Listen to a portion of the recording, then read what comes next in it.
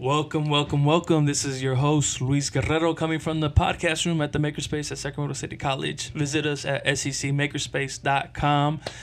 We are here with our wonderful guest, Noemi Delgado, one of the SESI students from the SESI project here at Sacramento City College.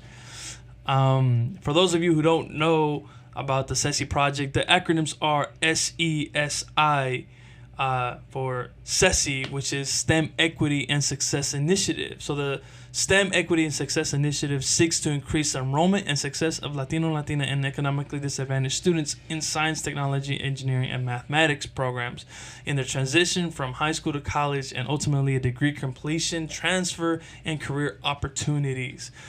That is short. That's the end of the first year of the SESI project. We are moving on to the second year. And so we have Noemi, who's part of the first cohort here at Sacramento City College.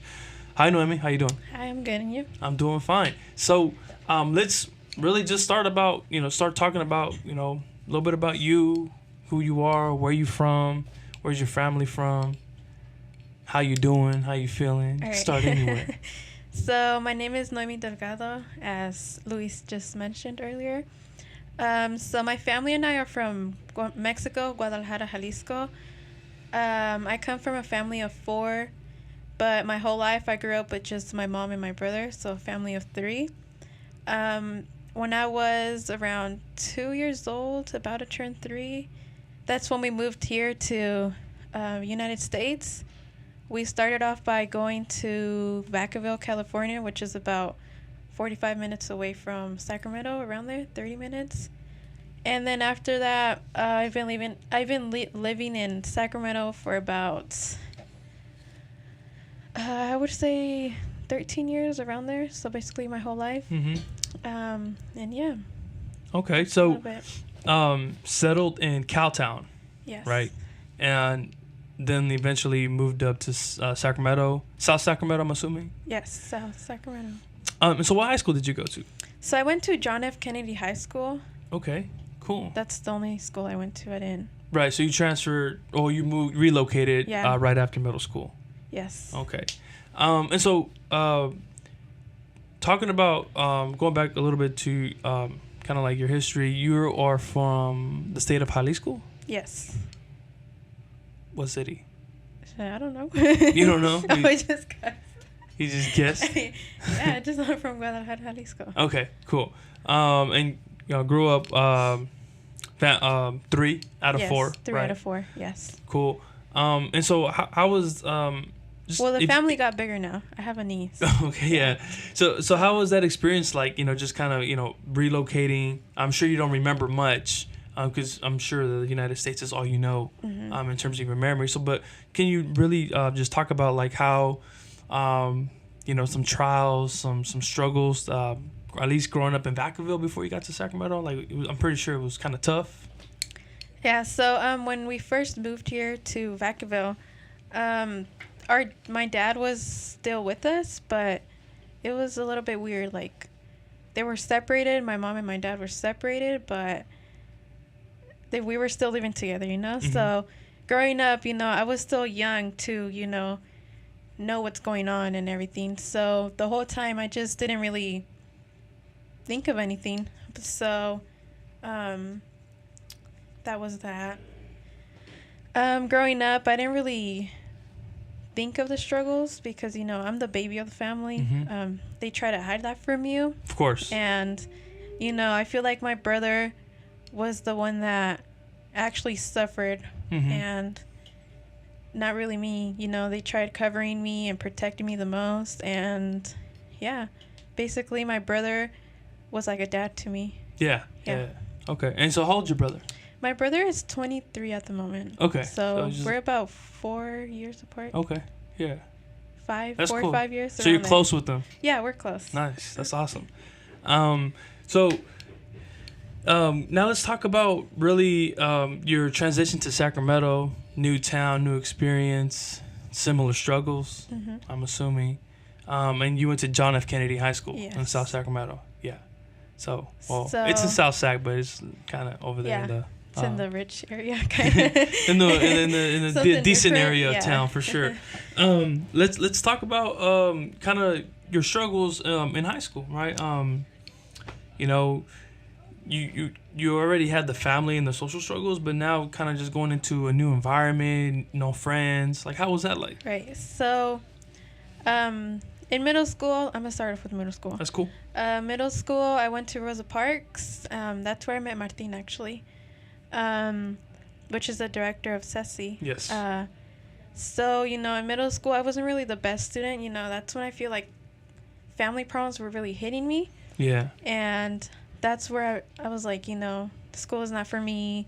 I don't want to do this. It was like I was basically forced to go to school. Mm-hmm. And after that, going to high school, John F. Kennedy, still my freshman and sophomore year were still so-and-so, not so good. But, I had to keep my grades up. And then junior year came, and I was just like, you know what? Like, it's coming to the point where I have to actually plan out my future and see what I'm going to do. And junior year, I started getting your stuff together? My stuff together. There you go. I started getting my stuff together and, started getting a high GPA. Senior year came, and I didn't really have a plan for college or anything. But, I was in a program called the Criminal Justice Program at Kennedy. And they are actually the ones that actually helped me and pushed me into, going into university or just a community college or anything, just not going straight to a job, to the working area and everything. So they motivated me to just, apply to universities. And, the whole time, I didn't really want to go to university, all that paperwork and everything was not for me. Yeah, I remember that. Yeah. So, I ended up just applying to one school, which was Fresno State. Mm-hmm. And I was like, you know what?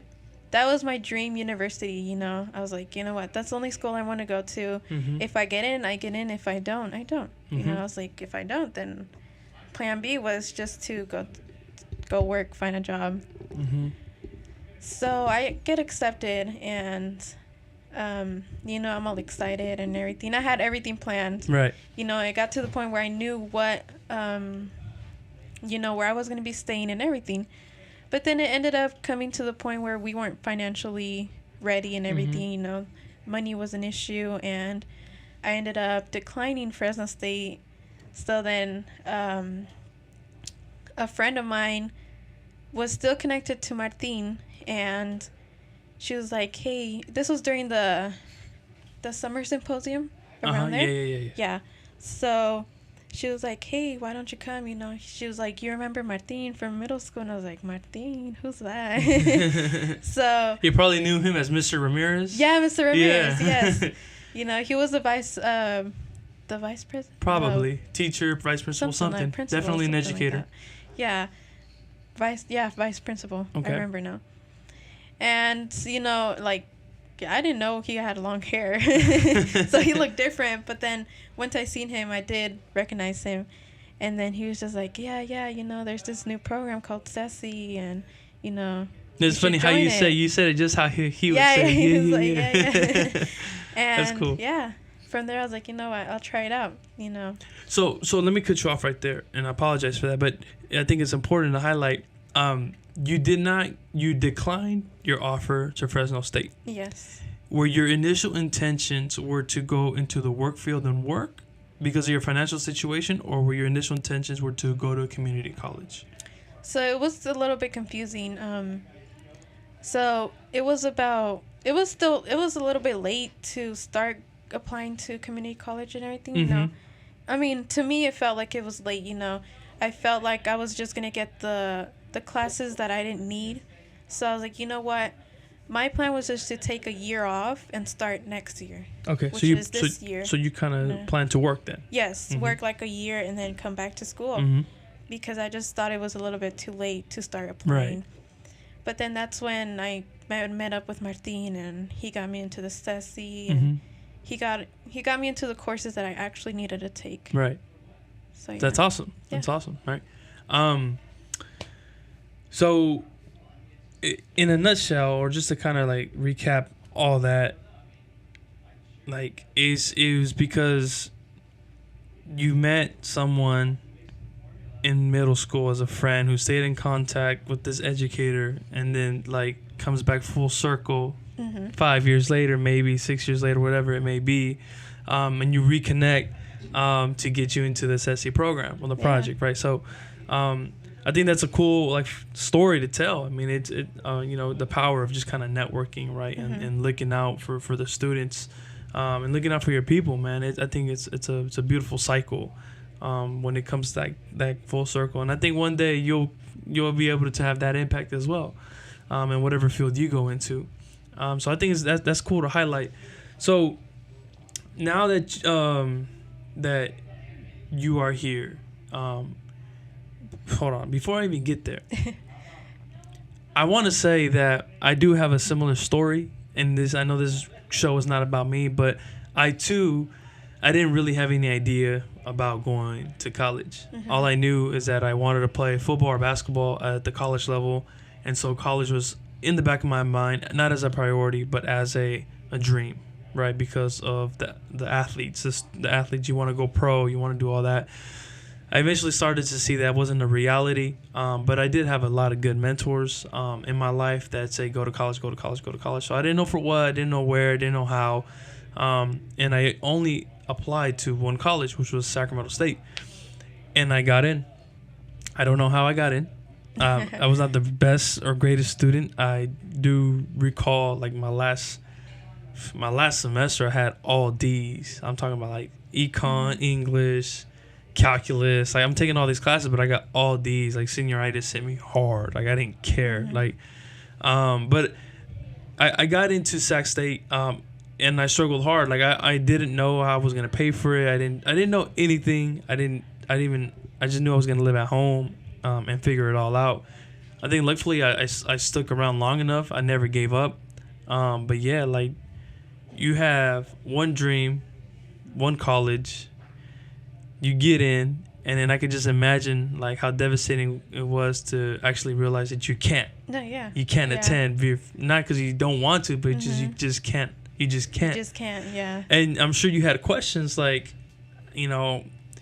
like how can I like not do this? I want to do this. Like I'm sure if you had someone to talk to, maybe for a little bit of guidance, you probably would have attended. I'm sure if you had. Did you have someone to talk to? I mean, like outside from let's say from your family, but just outside from my family. Outside from your family, I'm talking about someone who's been there before. Not really. Right, and I think that's important to talk about the success of students. Is that being first generation, right? Yes, first generation. We don't know what it's like. Our parents don't know what it's like. Our extended family doesn't know what it's like to go to college, right? And so, even me, like when I was like applying and going through like all that, like I had no idea, like all this paperwork, and all these deadlines, and I'm like, what the heck? Like we don't start for another 6-8 months. Like this is crazy. So, and just kind of going through that, like how are you gonna pay for financial aid? Like you don't have no money, and then but people are like, oh, financial aid is going to hit, but like you've never seen that before. Like that's not a reality for me or for anyone in general who's never really seen financial aid like that. So when you tell me, oh, financial aid is gonna cover it, don't worry, it's hard for me to believe that. Yeah. Right. And so I didn't give up, but it's just, I think your story really just highlights how like the lack of like resources, the lack of mentorship plays a role in just kind of our lack of confidence, right? And our lack of knowledge. And just like if we only had that one person who give us accurate advice, give us motivation, like no, keep like you're accepted, stay enrolled, right? We'll figure it out. There's programs out there that can help you. There's scholarships. There's all these grants. There's financial aid. Like it'll kick in. Just wait it out, because I definitely mentor students, and I say good 20 to 30% of them are in the same boat as like they were accepted but they declined, right, for similar reasons. I feel like a big part of that is there's a lot of programs out there that can help you, and but it's just that being a first generation student, your family, this is all new to your family and to you too, so you don't really know how to get, you don't really know about those programs until you actually get into it, like, and you actually like find out about it by your own, by yourself, you know?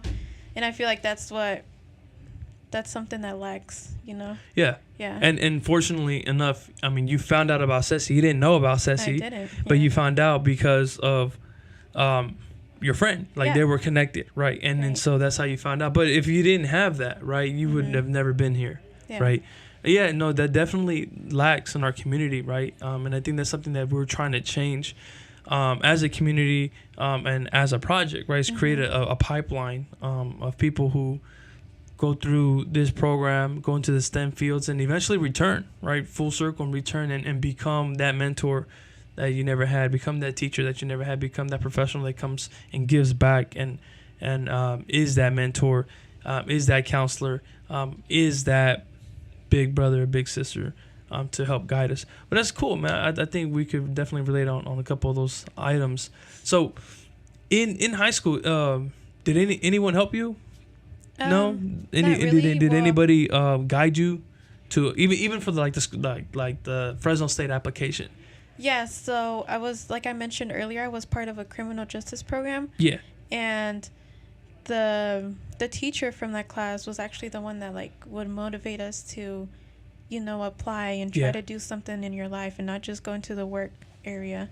So yeah, that's the only person. But, you know, he wasn't really like, you know, he wouldn't have a one-on-one conversation with you. It was just like in the whole class, he would just mention it. Yeah, okay. So it just stuck with you. Yeah. Cool. So now you're here. Yeah. Sacramento City College. SESI project, Makerspace.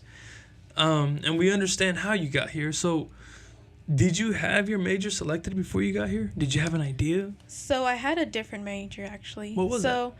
I knew I wanted to go into the medical field because although I wasn't doing good in school, I would do a lot of volunteer work, and so my senior project was volunteering at Kaiser. Okay. And, you know, I actually liked how the medical field worked and everything. So I feel like I just closed all the doors and I was just like, okay, I want to go into nursing. You know, I was like, nursing is my thing. But I don't know why. I was just like, I don't know why I picked nursing. But later on, you know, I joined the SESI program. We had speakers come and everything. And we didn't really have a specific speaker that, like, inspired me. But I changed my major to just biology. And I'm like, you know, at first I didn't really know what I wanted to do with my biology major. But I did know that I wanted to go into the medical field. So for now, my major is biology. And what caught my eye right now was a cardiovascular surgeon. Oh, wow. Yeah. Amazing. That's awesome. Yeah. So you have big time goals, like yes. a surgeon. That's big time. That's awesome. Oh, and not to mention, like, at my work, there's a lot of connections there. And recently, I met these couple that they're both cardiovascular surgeons. So pick their brains. Yeah. Talk to them. Volunteer. They gave me their business cards. Awesome. You know, we're trying to contact and see what we can do. Stay in contact for sure, right? Volunteer, help. You know, offer your assistance, but also that you want to learn. Like you want to eventually be there, and it's always good to have like a good network like that. That's amazing. So in the SESI program, how has SESI helped you as a student, as a person in general? What were the benefits? What are the benefits of being a part of SESI? So I feel like the major benefit was, you know, before college, I used to be really shy. You know, I used to not participate in activities or programs or, you know, clubs. And SESI, like, opened my eyes, and, you know, I feel like they pushed me to, you know, get involved, and, you know, that's really important. I feel like that's one of the major parts.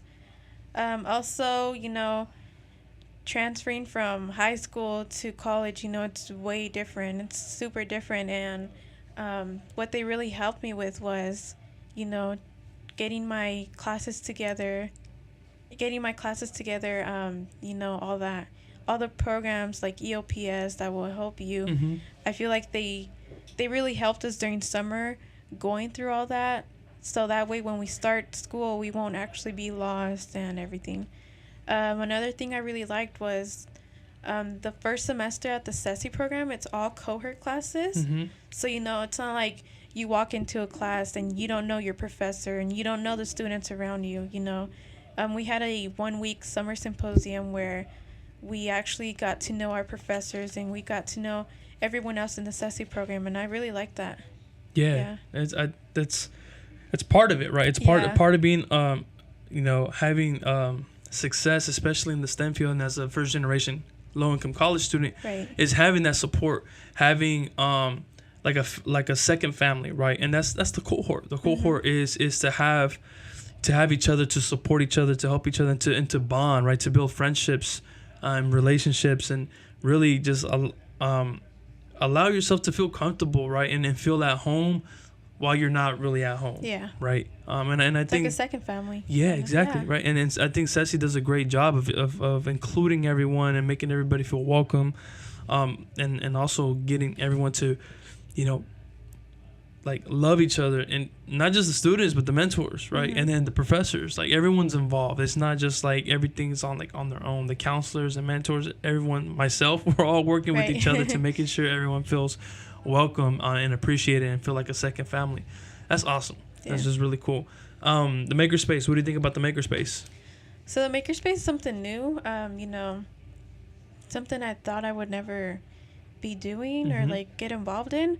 But I really like it. It's like a place where you can just come and have fun, Yeah. Work with whatever you want, or just design something that you always wanted to design. Yeah. And I really like that. Awesome. Yeah. Yeah. So for those of you listening, we have the makerspace at Sacramento City College, which the SESI cohort taps into for projects, and also for internship projects, personal stuff. And I think it's part of a class when you come in here, right? One of your classes, yes. And you come and explore and learn different machinery and really how to navigate through our makerspace. We have 3D printers, laser cutters, shirt pressers, sandblasters, CNC mills, shop tools, hydroponic station, a vinyl printing station for banners and posters.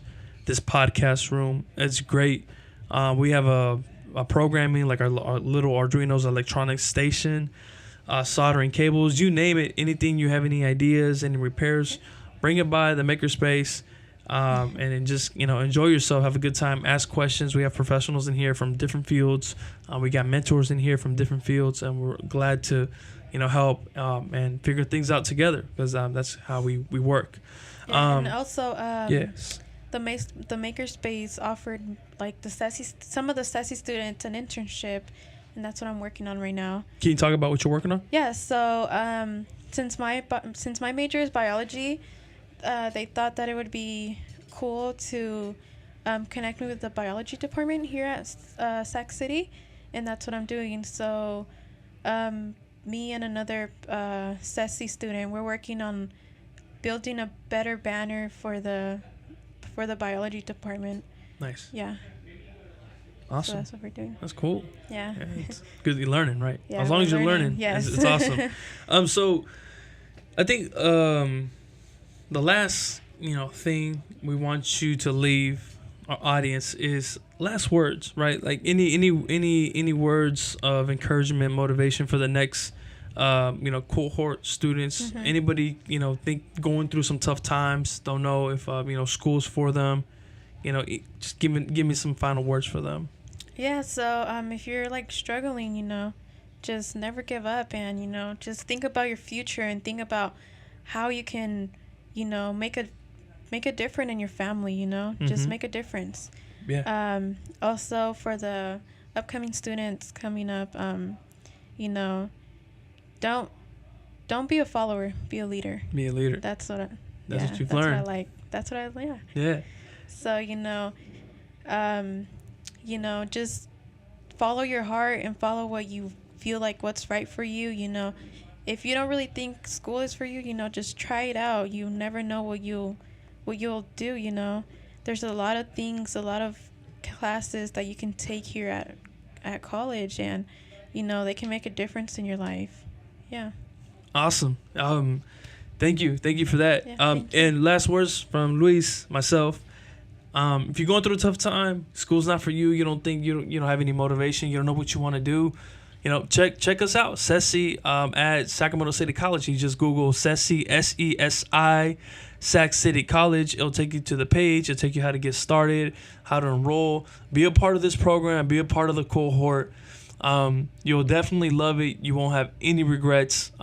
It's not like your typical program. Definitely get you hands-on, exploring different careers, and making new friends, right? Stepping out of your comfort zone. So I'm out. Hope you enjoy the music. Your host, Luis Guerrero. My guest, Noemi Delgado. Bye, guys. Take care. Peace.